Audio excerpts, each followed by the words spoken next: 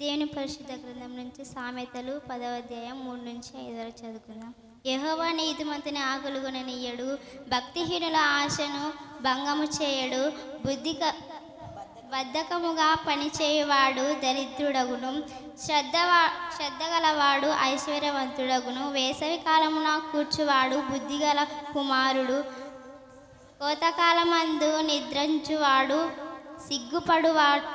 సిగ్గుపరచు కుమారుడు. దేవుడి వాక్యంని దీవించుగాక. అందరం తల్లు వంచుకున్నట్లయితే ప్రార్థించుకుందాం. ప్రార్థన మన మధ్యలో ఉన్నటువంటి మరి శాంతి గారు ప్రార్థనలో నడిపిస్తారు. శాంతి. గ్రహించే మనసును మాకు దయచేయమని త్వరగా వచ్చుచున్న యేసు పరిశుద్ధ నామమున అడిగి ఈ యొక్క స్త్రీల ఆరాధన కార్యక్రమంకు ఏర్పాటు చేయబడినటువంటి లేఖన భాగాన్ని మనం చదువుకున్నాం. మన యొక్క అంశం ఏమిటి అంటే శ్రద్ధ గలవారై ఉండుడి. శ్రద్ధ కలిగి ఉండాలంట. వేటి యందు శ్రద్ధ కలిగి ఉండాలి అనే అంశం మీద కొద్ది నిమిషాలు మాత్రమే దేవుని యొక్క వాక్యాన్ని మనము జ్ఞాపకం చేసుకుందాం. అందుకోసమే మనం జ్ఞాపకం చేసుకున్నట్లయితే అశ్రద్ధ బద్ధత దేనికి కారణమండి? శ్రద్ధ దేనికి కారణం? సరే, అశ్రద్ధ బద్ధకము దేనికి కారణము అంటే దరిద్రతకు కారణమవుతాయి. అది సిగ్గు తెచ్చినదిగా ఉంటూ ఉంది అని జ్ఞాపకము చేసుకునే వారిగా ఉండాలి. అందుకోసమే మనము జ్ఞాపకం చేసుకున్నట్లయితే జ్ఞాని అయిన సొలొమోను గారు చాలా చక్కగా తెలియచేస్తాడండి. ఏమని తెలియచేస్తాడు అంటే, ఒకసారి చీమలను గురించి తెలుసుకున్నట్లయితే సామెతల గ్రంథము 6వ అధ్యాయము 6వ వచనం నుంచి 11వ వచనం వరకు ఒక్కసారి చదువుకుందామండి. సోమరి, చీమల యొద్దకు వెళ్ళుము, వాటి నడతలు కనిపెట్టి జ్ఞానము తెచ్చుకొనుము. వాటికి న్యాయాధిపతి లేకున్నను, పైన విచారణకర్త లేకున్నను, అధిపతి లేకున్నను, అవి వేసవి కాలమందు ఆహారము సిద్ధపరచుకొనును, కోతకాలమందు ధాన్యము కూర్చుకొనును. సోమరి, ఎందాక నీవు పండుకుందువు? ఎప్పుడు నిద్రించదవు? ఇక కొంచెము నిద్రించదనని, కొంచెము కొనికెదనని, కొంచెపు సేపు చేతులు ముడుచుకొని పరుండెదనని నీవనుచుందువు. అందుచేత దోపిడిగాడు వచ్చినట్లు దరిద్రము నీ యొద్దకు వచ్చును, ఆయుధదారుడు వచ్చినట్లు లేమి నీ యొద్దకు వచ్చును. చాలమ్మా, ఈ చదువుకున్న లేఖనములలో మనం జ్ఞాపకం చేసుకున్నట్లయితే నిజంగా చీమలు ఎలాంటివండి? శ్రద్ధ కలిగినటువంటివి, జ్ఞానం కలిగినటువంటివి, చాలా చురుకైనటువంటివి. కానీ మనము జ్ఞాపకం చేసుకున్నట్లయితే ఆ చీమను ఏమంటామండి? ఇది చాలా చిన్నది అంటాం. కానీ అది కుట్టిందనుకో ఏమంటారండి? అబ్బా అంటారు కదా. ఇది ఎంత నొప్పి, ఎంత బలవంతుడైనా, ఎంతటి వారైనా కూడా ఏమంటారు? అంత చిన్న చీమకే భయపడిపోతారు కదా. నిజంగా మనము జ్ఞాపకం చేసుకున్నట్లయితే జ్ఞాని అయిన సొలొమోను గారు సోమరిని హెచ్చరిస్తూ ఉన్నాడు. బద్ధకస్తులైనటువంటి వారిని, అశ్రద్ధ చేసేటువంటి వారిని చాలా చక్కగా వివరిస్తూ మరి వారికి తెలియచేస్తూ ఉన్నాడు. ఈ దినాన ప్రభుల వారు నీ నాతో కూడా మాట్లాడుతూ ఉన్నాడు అనేది జ్ఞాపకము చేసుకునే వారిగా ఉండాలి. అందుకోసమే అక్కడ సోమరిని గురించి చెప్తున్నాడు. సోమరి, ఎక్కడికి వెళ్ళమంటున్నాడు? ఎందుకు? వాటి యొక్క నడతలు కనిపెట్టు. అవి కనిపెట్టి నువ్వేం తెచ్చుకోమంటున్నాడు? జ్ఞానమును తెచ్చుకోమంటున్నాడు. నువ్వు సోమరిగా ఉన్నావు, బద్ధకస్తునిగా ఉన్నావు, దరిద్రంను కొని తెచ్చుకునే వాడిగా ఉన్నావు. నువ్వు ఎక్కడికి వెళ్ళాలి? నువ్వు ఆ మనుషుని దగ్గరికి వెళ్ళు, ఈ మనుషుని దగ్గరికి వెళ్ళు, అక్కడికి వెళ్ళని చెప్పడం లేదు. ఏమంటున్నాడు? దేవుడు చాలా చక్కగా తెలియచేస్తూ భక్తులైనటువంటి వారితో, జ్ఞాని అయిన సొలొమోనుతో చాలా చక్కగా రాయించిన మాట ఏమిటి అంటే, సోమరి నువ్వు చీమల యొద్దకు వెళ్ళు. నిజంగా మనలో కూడా సోమరులు ఉన్నారండి, జ్ఞానం లేని స్త్రీలు ఉన్నారండి, వారినే సోమరులను వచ్చండి. బద్ధకస్తులైన స్త్రీలు ఉన్నారండి, ఏం చేసుకుందాంలే, ఇంకొంచేపు ఉండి చేసుకుందాంలే, ఏం పోదాంలే దేవుని సన్నిధానానికి, ఇంకొంచేపు ఉండి పోదాంలే. పనికైతే టైం కాకముందే ఆ యొక్క దగ్గరికి పోయి ఈ యొక్క దగ్గరికి పోయి పని బుడుక్కొని వస్తారా లేదా? మీ భాషల్లోనే అర్థమయ్యే రీతిలో అడగడానికి వెళ్ళరు కానీ బుడుక్కోవడానికి వెళ్తారు అంటారు, అవునా? ఎందుకంటే నాగమ్మ చక్కగా మాట్లాడుతుంది, అక్కడికి పోవాలమ్మా ఇక్కడికి పోవాలమ్మా. నిజంగా మనం కూడా పని దగ్గరైతే అక్కడికి ఇక్కడికి వెళ్తున్నాం. ప్రభువా, నా కుటుంబాన్ని కట్టుకోవడానికి నాకు జ్ఞానం కావాలి. జ్ఞానం ఎక్కడ దొరుకుతుంది? ప్రభు యొద్ద మాత్రమే దొరుకుతుందండి. అందుకోసమే యాకోబు రాసిన పత్రికలో మనము జ్ఞాపకం చేసుకున్నట్లయితే, ఎవరికైనానో జ్ఞానము కొదవగా ఉన్న ఎడల నన్ను అడగవలెను, అప్పుడు అది వానికి ధారాళముగా అనుగ్రహించెదను అంటూ ఉన్నాడు. అయితే అడిగేటప్పుడు సందేహించకూడదండి. చాలామంది స్త్రీలు ఎలా ఉంటున్నారు అంటే, నిద్రమత్తులుగా, సోమరిపోతులుగా, బద్ధకస్తురాలుగా ఉంటూ ఉన్నారు. కానీ సోమరి ఏం చేస్తుందంట? ఇంటికి దరిద్రాన్ని కొని తెచ్చుకుంటుందంట. బద్ధకస్తురాలు ఏం చేస్తుంది? సిగ్గును కొని తెచ్చుకునేదిగా ఉంటుంది. ఇంకా పని చేయలేదా, ఇది ఇంతేలే. అందుకోసమే మనం ఎవరు అంటే దేవుని పిల్లలు. మనము ఆయన పిల్లలమైనటువంటి మనము జ్ఞానము కలిగి కుటుంబాన్ని కట్టుకునే స్త్రీలముగా ఉండాలండి. మరి కట్టుకుంటున్నారా? ఒక్కసారి మనలను మనము ఆత్మ పరిశీలన చేసుకునే వారిగా ఉండాలి. కానీ ఇక్కడ మనము జ్ఞాపకం చేసుకున్నట్లయితే వాటికి ఏం లేరండి, పైన అధిపతి లేడు, విచారణకర్త లేడు, వాటిని హెచ్చరించేవారు కూడా లేరండి. కానీ మనకైతే మంచి సేవకులు ఉన్నారు, పెద్దలు ఉన్నారు కుటుంబాల్లో హెచ్చరించడానికి. కానీ వారి మాటను కూడా లెక్క చెయ్యమండి. చేస్తామా? పెడ చెవిన పెడుతూ ఉంటాం, నీకేంట్లే. నిజంగా స్త్రీ ఇంటికి ఎలాంటిదండి? ఇంటికి ఇల్లాలు దీపమా? ఆ దీపం ఎలా ఉండాలి? వెలుగుతూనే ఉండాలి. అందుకోసమే సామెతల గ్రంథంలోనే మనము జ్ఞాపకం చేసుకున్నట్లయితే ఒక్కసారి 31వ అధ్యాయంలోనికి వెళ్దామండి.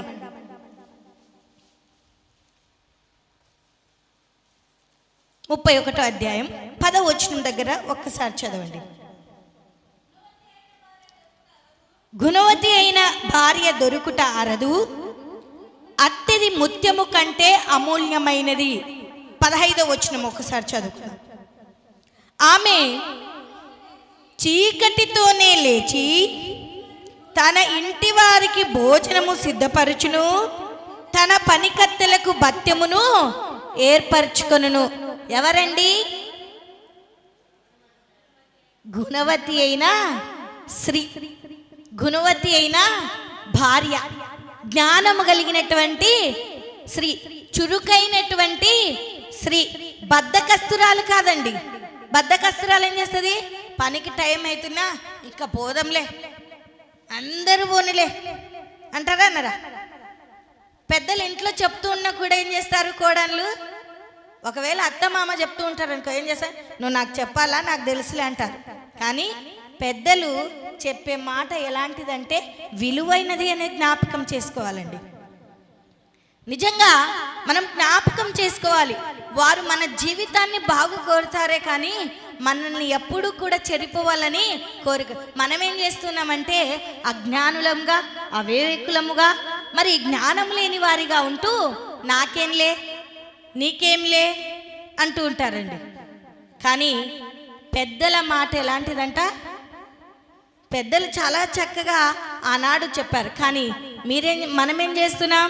వాటిని అనుసరించడము లేదు, వాటిని పాటించడము కూడా లేదండి. పాటిస్తున్నారా? అస్సలు లేదండి. భయము కూడా లేదండి. నిజంగా భయభక్తులతో జీవించినప్పుడే జ్ఞానం వస్తుందండి. భయభక్తులతో జీవించినప్పుడే కుటుంబాన్ని కట్టుకోగలుగుతామండి. భయభక్తులతో జీవించినప్పుడే పెద్దల మాటను కూడా వినగలుగుతామండి. వారు మనకి ఎలాంటి వారు? అధిపతి లాంటి వారు. వారు మన కుటుంబానికి ఒక యజమానులండి. యజమానుని మాట, యజమానురాలి మాట మనం ఏం చేయాలి? పాటించాలి. కానీ మనం ఏం చేస్తున్నాం? పెడచెవిన పెట్టేవారిగా ఉంటున్నాం. అందుకోసమే శ్రద్ధ కలిగి ఉండాలి. వేటి యందు శ్రద్ధ కలిగి ఉండాలో ఒకసారి జ్ఞాపకం చేసుకుందామండి. ఎఫెసీలకు రాసిన పత్రిక 4వ అధ్యాయము 2వ వచనానికి వెళ్దాం. ఎఫెసీలకు రాసిన పత్రిక 4వ అధ్యాయము, త్వరగానే ముగించేస్తాను. 4వ అధ్యాయము 2వ వచనం చదువుకుందాం. 1 నుంచి 2 వచనాలు. కాబట్టి మీరు సమాధానమును బంధము చేత ఆత్మ కలిగించు ఐక్యతను కాపాడుకొనుట యందు శ్రద్ధ గలవారై ప్రేమతో ఒకడునొకడు సహించుచు మీరు పిలువబడిన పిలుపునకు తగినట్టుగా దీర్ఘశాంతముతో కూడిన సంపూర్ణ వినయముతోను సాత్వికముతోను నడుచుకొనవలనని ప్రభువును బట్టి ఖైదీనైన నేను మిమ్మును బతిమాలుకొనుచు ఉన్నాను. చాలండి. ఈ చదవబడిన లేఖనములలో మనము జ్ఞాపకం చేసుకున్నట్లయితే ఇక్కడ దేని యందు శ్రద్ధ కలిగి ఉండాలి అంటే వాక్యమును కాపాడుకొనుట యందు శ్రద్ధ కలిగి ఉండాలండి. అందులోని గుణమైన భావాన్ని మనము జ్ఞాపకం చేసుకున్నట్లయితే, కాబట్టి మీరు సమాధానమును బంధము చేత ఆత్మ కలిగించు ఐక్యతను కాపాడుకొనుట యందు, ఆత్మ కలిగించు ఐక్యతను కాపాడుకొనుట యందు శ్రద్ధ గలవారై ఉండుడి అని లేఖనములలోనే మనం చూస్తున్నాం. అందుకోసమే వాక్యమును కాపాడుట యందు శ్రద్ధ గలవారముగా ఉండాలి. వాక్యమును కాపాడుకొనుటనందు శ్రద్ధ గలవారమై ఉండాలి. నిజంగా వాక్యమును కాపాడుకుంటున్నామా? ఆత్మ చెప్పుచున్న మాటలు వింటున్నారండి? వింటున్నారా? చెవులున్నాయా? దేవుణ్ణి అడగాలి. శ్రీలమైన ప్రభువా, నాకు వినగలిగే చెవులనిమ్మయ్యా, గ్రహించే మనసును దయచేనేనా, ఆత్మ హృదయమును అనుగ్రహించు ప్రభువా అని అడగాలి. ఎందుకు అంటే వాక్యమును కాపాడుట యందు శ్రద్ధ కలిగి ఉండాలంట. నిజంగా వాక్యమును వింటూ ఉన్నాము, కానీ శరీర ఆశలు, లోకాశలు, లోక అనుసారమైనటువంటి జీవితము, వాక్యమును ఏం చేస్తున్నామండి? పాటించడము లేదు. వాక్యమును కాపాడుకొనుట లేదు. వాక్యానుసారంగా జీవించుట లేదు. నిజంగా మనము జ్ఞాపకం చేసుకున్నట్లయితే వాక్యమును కాపాడుట యందు శ్రద్ధ గలవారంగా ఉండాలి. విశ్వాసివి, క్రైస్తవురాలు, దేవుని బిడ్డవు, మంచి ప్రార్థనా వీరురాలివి, కానీ నీ యొక్క అవివేకము వలన, నీ అశ్రద్ధ వలన, నీ ఇష్టానుసారమైనటువంటి కోరికల వలన వాక్యమును కాపాడలేక దేవుని నామమునకు అవమానమును కొని తెచ్చే బిడగా ఉంటున్నాం. అందుకోసమే దేవుని వాక్యము మనకేం సెలవిస్తూ ఉందంటే, దేవుడు మనల్ని ఎందుకు హెచ్చరిస్తూ ఉన్నాడంటే వాక్యమును కాపాడుట యందు శ్రద్ధ గలవారై ఉండుడి అని లేఖనం మనకు తెలియజేస్తుంది. ఇంతవరకు నీ జీవితం వలన ఆది యందు వాక్యముండును, వాక్యమే దేవుడై ఉండెను. దేవుని నామమునకు విలువ తెచ్చే వారంగా ఉండాలి. ఆయన నామమును ఘనపరిచే వారంగా ఉండాలి. నిన్ను బట్టి అనేకులు ఆమె క్రైస్తవురాలని ఆయన నామమును ఘనపరచాలి. కానీ నువ్వేం చేస్తున్నావు? వాక్యమును కాపాడలేకపోతున్నావు. ఆయన నామమును నువ్వు ఘనపరచలేక ఆయన నామమునకు అవమానము కొని తెచ్చుకునే బిడ్డగా ఉంటున్నావు అనేది జ్ఞాపకం. ఆ రీతిగా ఉండక ఈ 2026 సంవత్సరంలో మనమందరము కూడా జ్ఞానము కలిగినటువంటి స్త్రీలముగా ఉంటూ, శ్రద్ధ గల వారముగా ఉంటూ, వాక్యము కాపాడుట యందు శ్రద్ధ గల వారముగా ఉండాలి అని ప్రభు నామమున తెలియచేస్తున్నారు. ఇంతకాలము వాక్యమును కాపాడలేనటువంటి స్థితిలోనే ఉంటున్నావేమో, ఇక నుంచి అయినా, ఈ దినము నుంచి అయినా, ఈ సమయము నుంచి అయినా, ప్రభువా నేను నీ నామమును ఘనత తెచ్చే బిడగా నన్ను వాడుకోవయ్యా.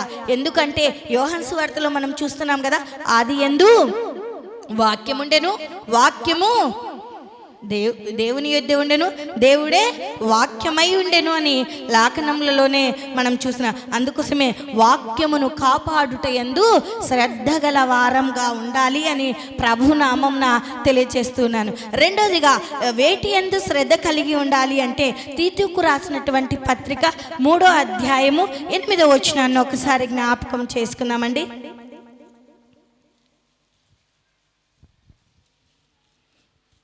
3:8.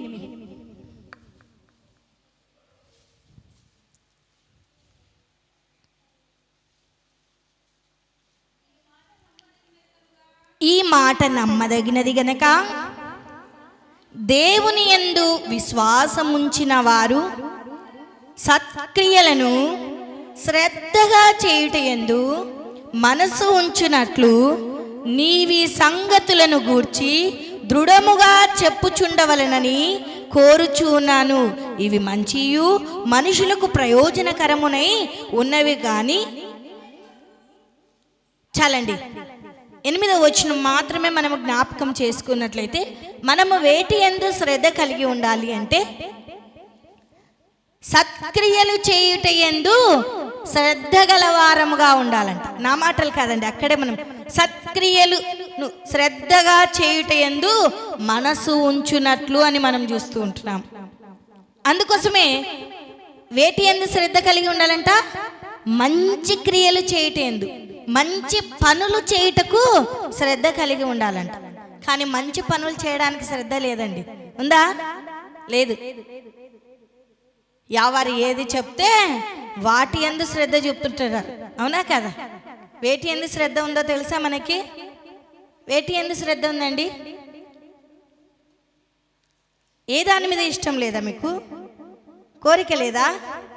ఒక్కరు నోరు ఇప్పుతున్నారు కానీ సౌండ్ వినప రావడం లేదు. వేటి యందు శ్రద్ధ ఉంది? అందం మీద శ్రద్ధ ఉందండి. అవునా కదా?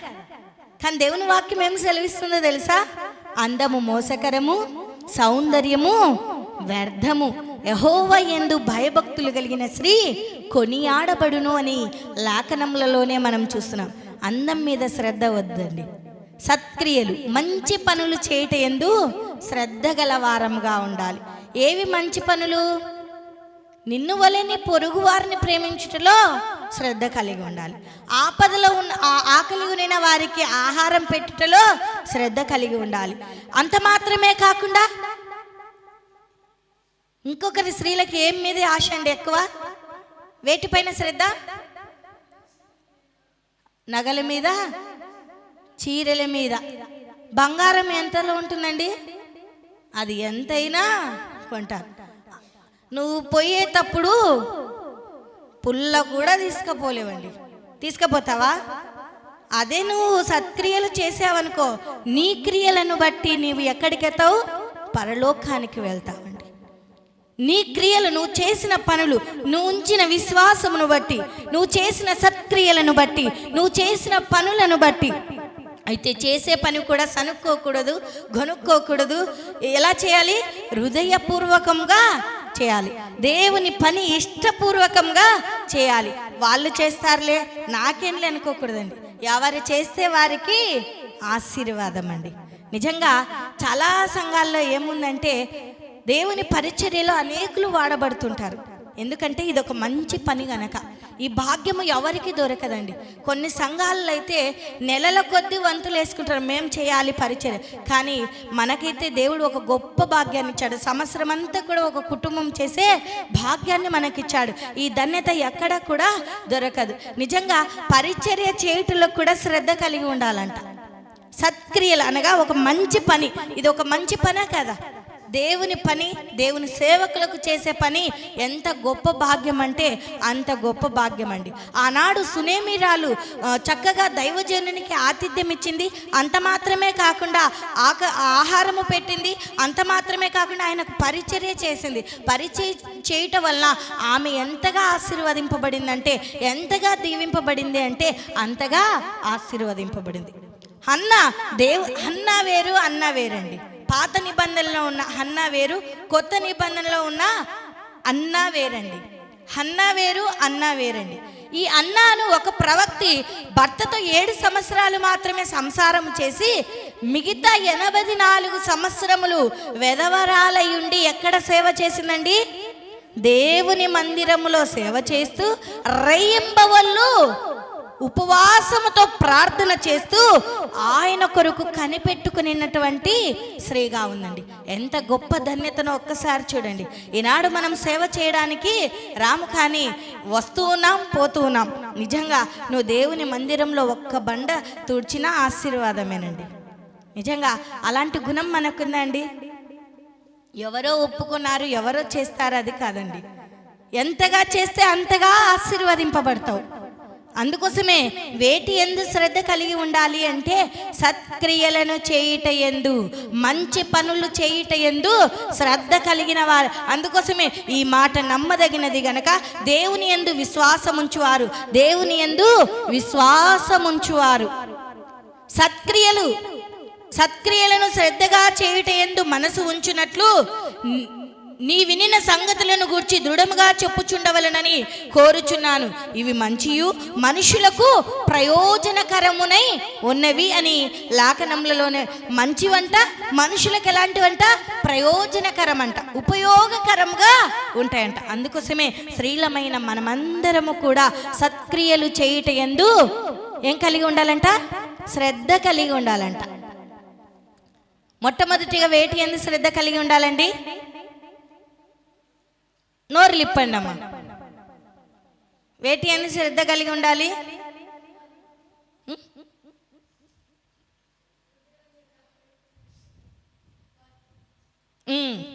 వాక్యమును కాపాడుకొనుట యందు శ్రద్ధ గలవారముగా ఉండాలంట. మరి కాపాడుతూ ఉన్నావా లేదో? ఒక్కసారి మనలను మనము ఆత్మ పరిశీలన చేసుకుందాం.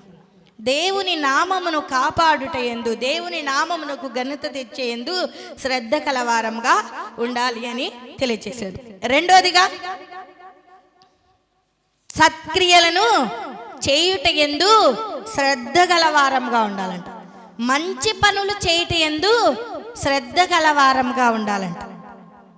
నిజంగా మనము జ్ఞాపకం చేసుకున్నట్లయితే మూడోదిగా సామెతల గ్రంథము 12వ అధ్యాయము 24వ వచనాన్ని ఒక్కసారి జ్ఞాపకం చేసుకుందాం. సామెతల గ్రంథము 12వ అధ్యాయము 24వ వచనం. శ్రద్ధగా పని చేయువాడు, శ్రద్ధగా పని చేయువారు ఏలుబడి చేయుదురు, సోమరులు ఎట్టి పనులు చేయవలసి వచ్చును. చాలండి. ఈ చదువుకున్న లేఖనములలో మనము జ్ఞాపకం చేసుకున్నట్లయితే మూడోది ఏటి యందు శ్రద్ధ కలిగి ఉండాలంట? పని చేయుట యందు శ్రద్ధ కలిగి ఉండాలంట. నిజంగా ఒక పనికి పోయాము అనుకో, ఆ పొల యజమాని పనికి పిలిచాడు, పోయాము. పని చేస్తారా? కూర్చొని మాటలు పెడతారా?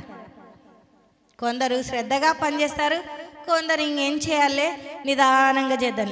కానీ దేవుని వాక్యం ఏం సెలవిస్తుందో శ్రద్ధగా జ్ఞాపకం చేసుకుందాం.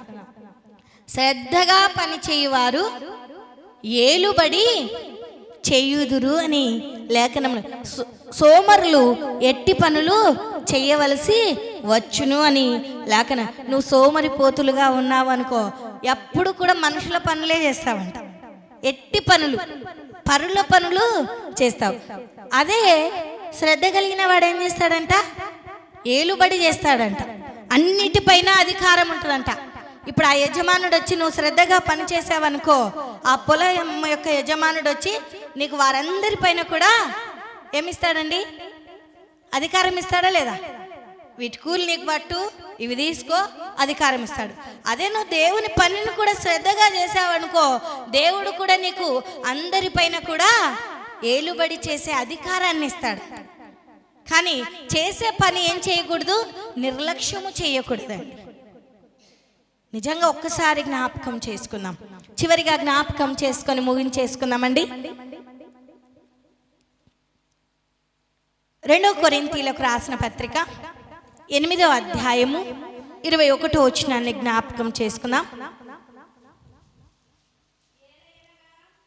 ఏలయనగా ప్రభు దృష్టి యందు మాత్రమే కాక మనుషుల దృష్టి యందును యోగ్యమైన వాటిని గూర్చి శ్రద్ధగా ఆలోచించుకొనుచున్నాము. చాలమ్మా. ఈ చదువున్న లేఖనములలో మనము జ్ఞాపకం చేసుకున్నట్లయితే వేటి యందు శ్రద్ధ కలిగి ఉండాలంటే యోగ్యమైన వాటి యందు మాత్రమే శ్రద్ధ కలిగి ఉండాలి. మంచి వాటి మీద మాత్రమే శ్రద్ధ కలిగి ఉండాలి. అన్నిటి మీద శ్రద్ధ వద్దండి. నా మాటలు కాదు, అక్కడ చాలా చక్కగా తెలియచేస్తున్నాడు పౌలు గారు.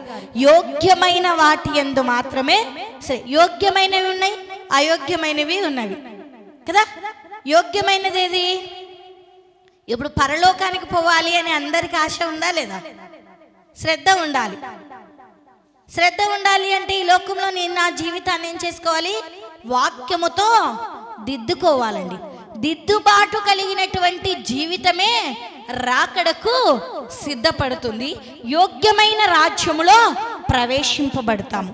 కానీ నువ్వు ఈ లోకానుసారంగా జీవించి ఆ రాజ్యము కావాలి అంటే రాదు. అందుకోసమే ఈ లోకంలో ఉన్న మనము లోకానుసారమైన వాటిపైన మనసు ఉంచక, శ్రద్ధ ఉంచక, మనమందరము కూడా ఆత్మానుసారమైన వాటి మీద మాత్రమే మనసు ఉంచే వారంగా ఉండాలి అని లేఖనంలో. అందుకోసమే శరీరానుసారమైన క్రియలు, అందుకోసమే లేక ఆత్మానుసారమైనవి ఏవండి?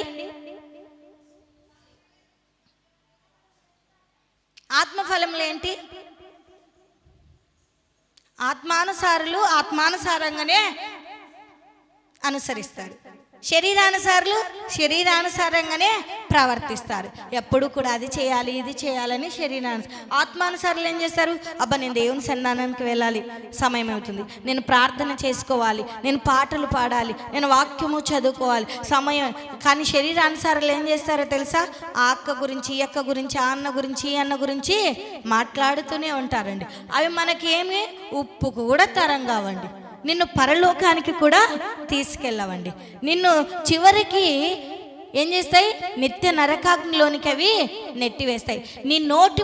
నీ నోటి మాట కూడా ఒక దినాన తీర్పులోనికి వస్తుందండి. అందుకోసమే మనం మాట్లాడే మాటలు కూడా జాగ్రత్తగా ఉండాలండి. ఇతరులను గురించి ఎప్పుడూ కూడా నువ్వు అనుకోకూడదు, వారిని జ్ఞాపకం కూడా తెచ్చుకోకూడదండి. యోగ్యమైనటువైతే వాటిని గురించి మాత్రమే ఆలోచన చేసుకునే వారముగా ఉండాలి అని ప్రభు నామంన తెలియజేశాను. మనం ఏం చేస్తామంటే స్త్రీలకు ఎక్కువ వేటి మీద అండి? యోగ్యమైన వాటి మీద ఉండదు కదా, అయోగ్యమైనటువంటి వాటి మీద మాత్రమే మనసు ఉంటుంది. ఏంటండి? ఏంటి అయోగ్యమైనటివి? వాటి వల్ల మనం నిత్య నరకాగ్నిలో పడిపోతామనే ఆలోచన కూడా ఉండదండి. నిజంగా ఒక్కసారి మనల్ని మనము ఆత్మ పరిశీలన చేసుకోవాలి. సరే, బైబుల్ ఒక్కసారి ఒక క్వశ్చన్ అడుగుతా, వారానికి ఒక క్వశ్చన్ అడిగి ముగించేస్తా. బైబుల్లో ఎన్ని పుస్తకాలు ఉన్నాయి? ఒక్కరు మాత్రమే, లాస్ట్ అమ్మగారు ఒక్కరు మాత్రమే.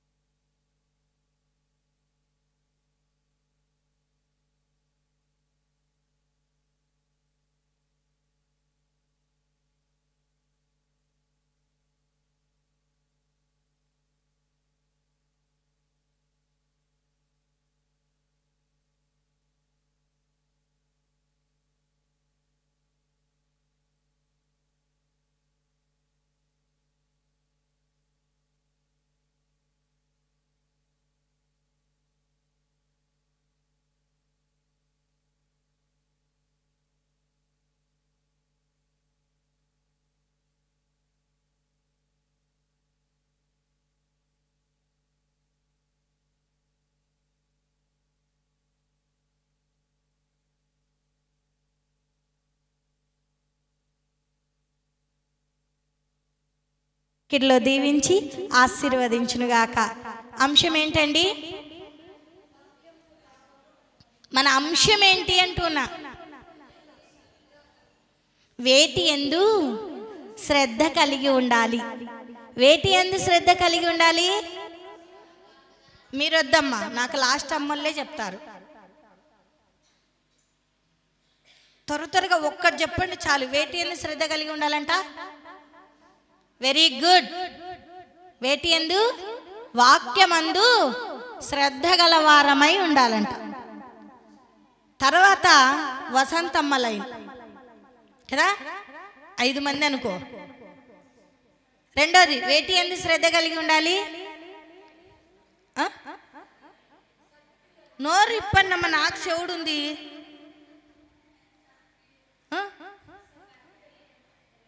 Very good. సత్క్రియలు చేయుట యందు శ్రద్ధ గల వారముగా ఉండాలి. మంచి పనులు చేయుట యందు శ్రద్ధ గల వారముగా ఉండాలి. దేవుని సన్నిధానానికి వచ్చుటలో, దేవుని పరిచర్య చేయుటలో, ఇతరులను ఆదుకొనుటలో, ఆపదలో ఉన్న వారిని ఆదుకొనుటలో, ఆకలి ఉన్న వారికి ఆహారం పెట్టుటలో, వస్త్రం లేని వారికి వస్త్రములు ఇవ్వటలో మనము శ్రద్ధ కలిగిన వారముగా ఉండాలి అని ప్రభు నామమున తెలియజేస్తున్నాను. మూడోది వేటి యందు శ్రద్ధ కలిగి ఉండాలి? ఈ ముందమ్ముళ్ళు నాగమ్మ కా నుంచి అన్న కుమారి ఈ అక్క వరకు, సుజాత అక్క వరకు వేటి యందు శ్రద్ధ కలిగి ఉండాలి? నోరు పక్క నాకు ఇనుపరాకుంది దగ్గర ఉన్న కూడా. ఈ అమ్మోళ్ళమ్మ మీరు ముందున్నారా?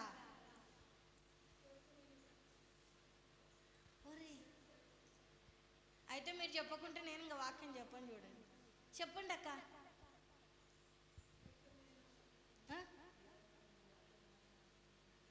ఏమి యోగ్యమైనవి?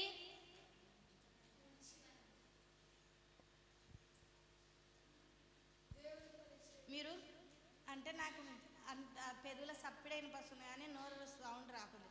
మనకు దేవుడు చక్కగా కంఠస్వరాలను ఇచ్చాడండి. ఇచ్చాడా లేదా? ఇచ్చాడా? పై నాలుక మనకు ఉంది. ఆ నాలుక లేకుంటే మాటలు కూడా రావు. వస్తాయా? రావు కదా. నాలుక ఇచ్చాడా మీకు అందరికీ? పెదవులను ఇచ్చాడా? చక్కగా కంఠస్వరాన్ని ఇచ్చాడా? మరి ఇప్పండి.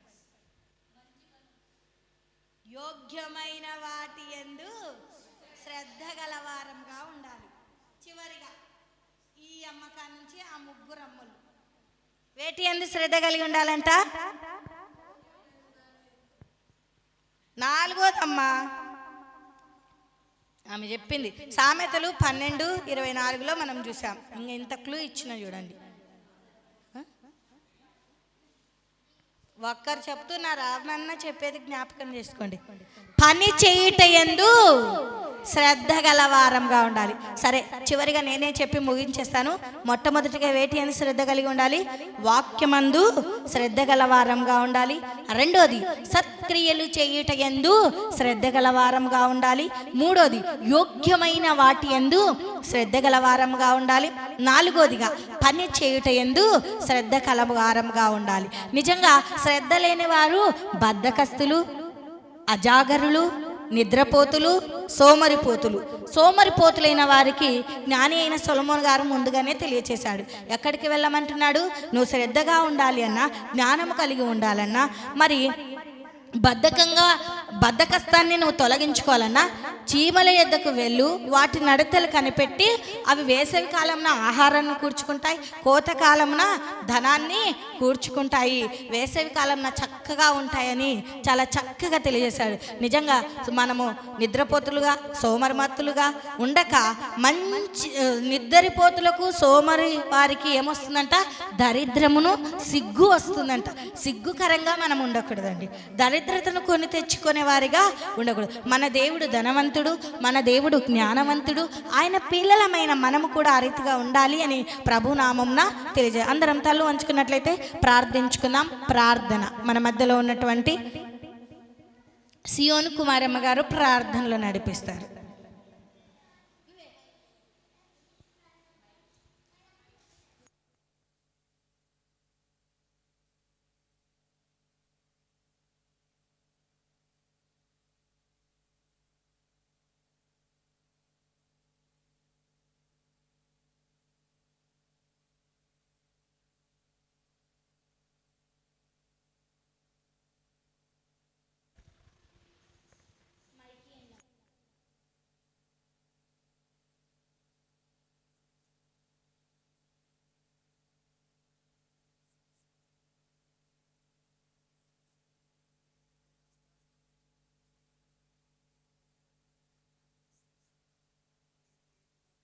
నీకు స్తోత్రాలు, వందనాలు నాయన.